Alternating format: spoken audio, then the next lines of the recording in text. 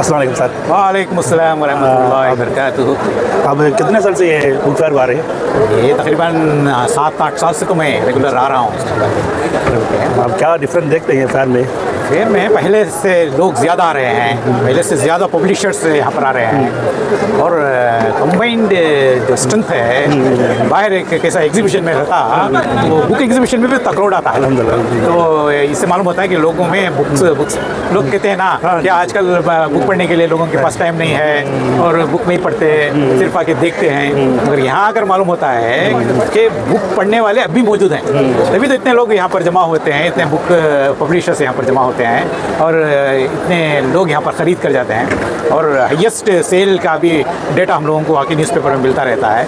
और बड़े बड़े VIPs भी क्या होते हैं, आज ये आया, आज वो आया, इस तरह बड़े बड़े VIPs यहाँ पर आते हैं। तो इसका मतलब यह है कि अभी लोगों में पढ़ने की तरफ रुझान है, किताबों की तरफ रुझान है, अच्छे बुकों की यहाँ पर आके ज़रूरत है। इसीलिए हम देखते हैं कि IFT का जो कई सालों से यहाँ पर लगा रहे हैं, तो इससे मालूम होता है कि यहाँ पर जो फ्री कुरान आता है और इस्लाम के जितने भी शोबे हैं तमाम शोबे में बुक IFT में मिल जाते हैं। आप खिलाफत के बारे में जानना चाहते हैं तो पहले खलीफा हज़रत अबू बकर सिद्दीक़ के बारे में, बच्चों के लिए भी वो बुक मौजूद है, बड़े लोगों के लिए भी मौजूद है। अगर उसमें आप रिसर्च करना चाहते हैं तो उस तरह की बुक्स भी मौजूद हैं और छोटे बच्चों के पढ़ने के लिए भी मौजूद हैं। हज़रत अबू बकर सिद्दीक़ रज़ियल्लाहु तआला अन्हु पहले खलीफा, दूसरे खलीफा हज़रत उमर रज़ियल्लाहु तआला अन्हु, अभी मैं देख रहा था वहाँ पर स्टॉल में, तीसरे खलीफा हज़रत उस्मान गनी रज़ियल्लाहु तआला अन्हु, चौथे खलीफा हज़रत अली रज़ियल्लाहु तआला अन्हु। इस तरह खिलाफत के बारे में है।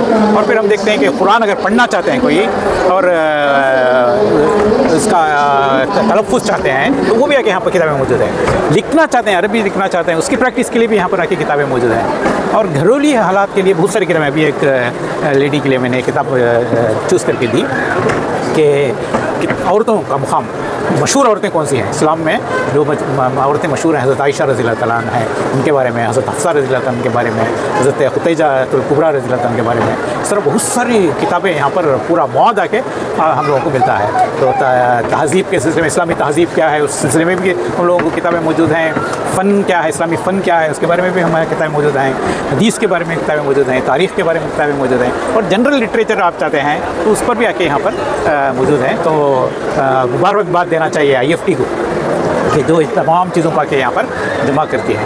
और जब मैं 10-12 साल का था तो वानमबड़ी में का रहने वाला हूँ मैं, तो उबैदुर रहमान साहब जो जमात के मेंबर हैं, उनके घर पर हमारे एक दोस्त MP अनवर साहब लेकर गए।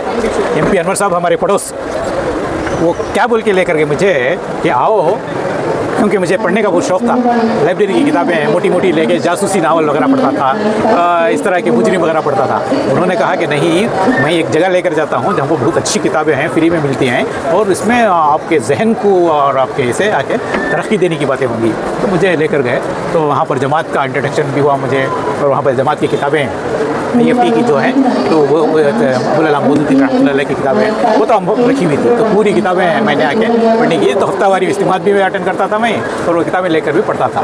तो बहुत कम तादाद में थी, सिर्फ उर्दू में थी, मगर अब बाकी मालूम होता है कि उसका ट्रांसलेशन तमिल में आ गए हैं और लोग आके ज़्यादा रीच उसका हो रहा है। ये बहुत ज़रूरी चीज़ भी है क्योंकि उर्दू आजकल लोग कम पढ़ना लिखना जानते हैं, मगर तमिल जानने वाले अब ज़्यादा हो गए हैं। तो we have to translate it.